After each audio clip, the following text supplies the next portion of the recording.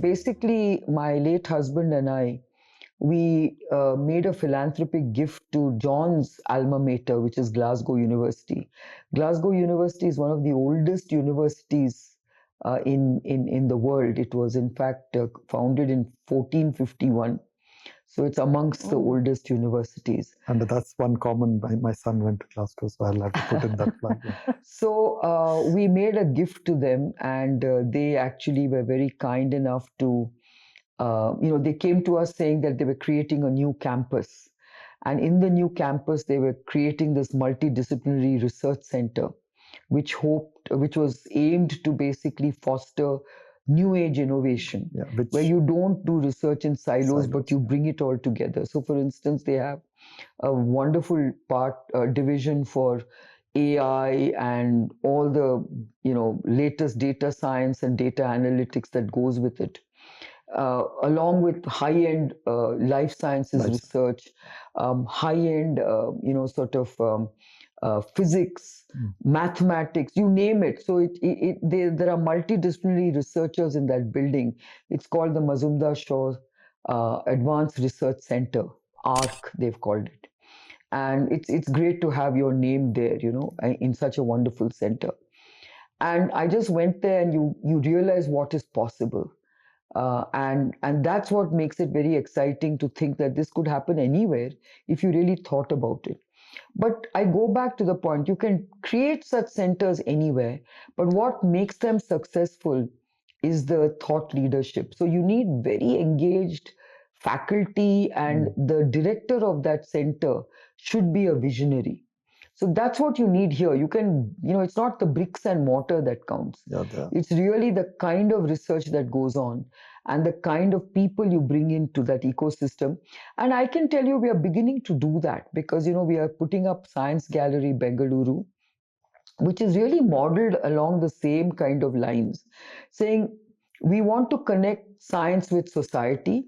We want to basically make sure that this is a multidisciplinary science gallery, which basically focuses on making people understand or get interested in science. So evangelizing science in society, bringing the spotlight on new technologies, and getting researchers to come spend sabbaticals in that in the center and start collaborating with the academic research centers in Bengaluru.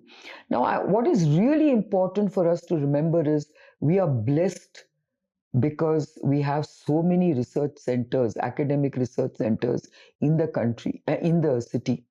We are the science capital, we are the research capital of this country. Okay, we have so many scientific institutions and research institutions, and if you can get them all to talk, and we want Science Gallery to be that nodal point where they will all talk and they will take on projects and programs where they all collaborate. That's the intent. So if you can make that happen, it can become an arc, right? And we have right now very good leadership at the helm of Science Gallery, Jahnavi Phalke. Yeah. She is a real thought leader. She's a science historian.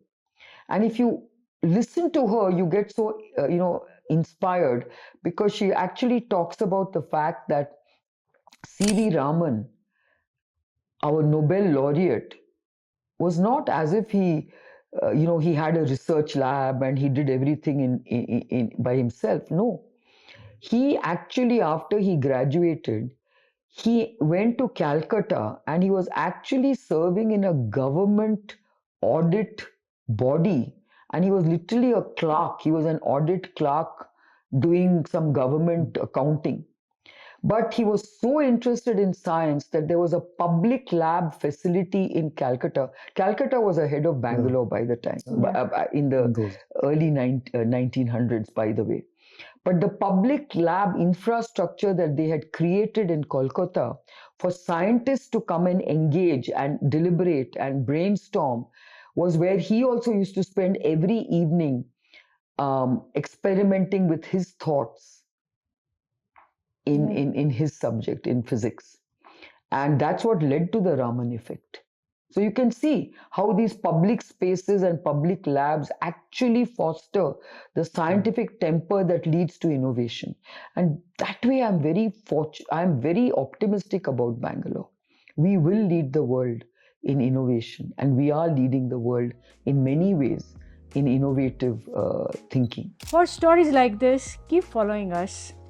From Code to Culture, our podcast. Subscribe to our channel, follow us on social media,